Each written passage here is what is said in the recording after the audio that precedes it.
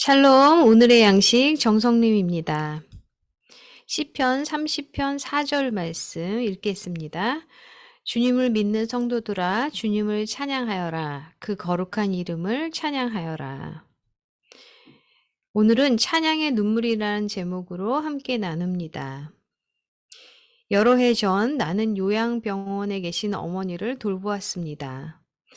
4개월 동안 어머니를 간병할 수 있게 하신 하나님께 감사를 드리며 돌아가시고 슬플 때에도 나를 계속 도와달라고 간구했습니다. 복잡한 감정을 가누어야 하는 나에게 때로는 하나님을 찬양하는 것도 쉽지 않았습니다. 그러던 중 어머니가 마지막 숨을 거둘 때 나도 모르게 눈물과 함께 할렐루야라는 조용한 고백이 흘러나왔습니다. 여러 해가 지나 시편 30편을 자세히 읽게 됐을 때까지 나는 그 충격의 순간에 하나님을 찬양한 것에 계속 죄의식을 느꼈습니다. 다윗은 성전 낙성가라 불리는 이 시편에서 하나님의 신실하심과 자비하심을 경배했습니다. 그는 다른 사람들에게 그의 거룩한 이름을 찬양하라고 격려했습니다. 그리고 다윗은 고난과 소망을 밀접히 연결시키는 하나님을 깊이 생각했습니다. 그는 슬픔과 기쁨의 시간, 안정과 낙담의 시간이 있다는 것을 인정했으며 도움을 청하는 그의 부르짖음에도 하나님에 대한 확신이 있었습니다. 다윗의 찬양의 메아리는 그의 통곡과 춤, 슬픔과 기쁨의 순간들을 하나로 엮은 것이었습니다. 다윗은 고난과 함께 하나님의 신실하심을 기대하는 이 신비한 복합성을 잘 알고 있는 듯 하나님께 대한 그의 끝없는 헌신을 노래했습니다. 우리도 다윗처럼 여호와 나의 하나님이여 내가 주께 영원히 감사하리다라고 노래할 수 있습니다. 하나님께서 어떻게 당신의 복잡한 감정 속에서 그분을 신뢰하게 하셨습니까? 어떻게 고난 가운데서도 하나님을 찬양할 수 있을까요? 네, 우리가 행복할 때나 불행할 때나 하나님을 신뢰하면서 하나님의 도우심을 구할 때 우리에게 어떤 기쁨의 그런 외침이 바로 찬양으로 나타나게 되는데요.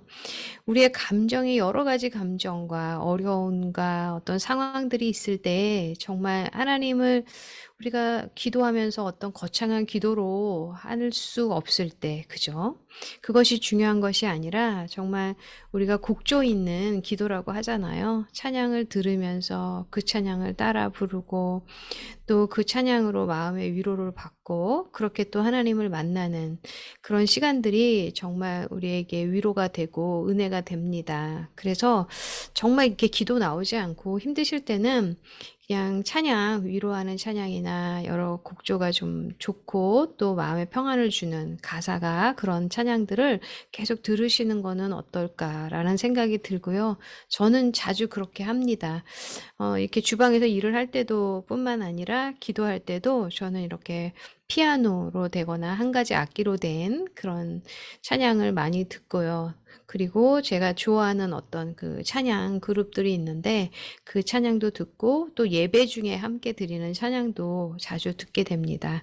그럴 때 고난 가운데 있지만 하나님을 찬양할 수 있어서 그것이 얼마나 감사한지 그리고 마음을 만지시고 찬양을 통해서 성령님께서 이렇게 들려주시는 음성들이 있어요. 그래서 그것을 통해서 더욱더 하나님을 신뢰하고 하나님을 알아가게 되는 것을 감사하게 됩니다. 사랑하는 하나님, 복잡한 심정을 가누어야 할 때도 주님을 신뢰하고 찬양할 수 있도록 도와주소서. 아멘. 사실 우리가 뭐 힘들고 어려울 때, 그죠? 어떤 말이 잘 나오지 않아요.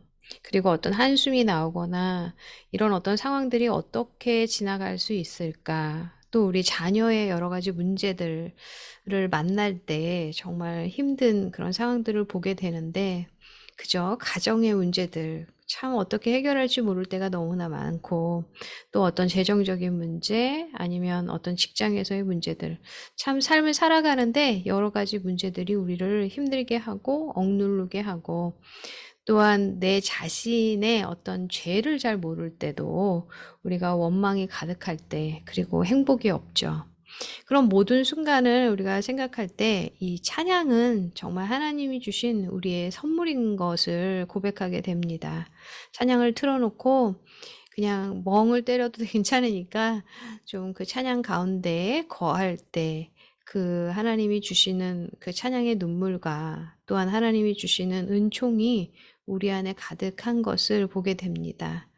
그렇게 찬양 안에 거하는 그런 삶을 살아갈 때 우리가 하나님을 찬양할 수 있고 높일 수 있고, 또 누군가에게 그 찬양을 들려줌으로 인해서 서로 위로가 되고, 그러한 어떤 은혜가 우리의 삶 가운데 있기를 간절히 원하고 응원합니다.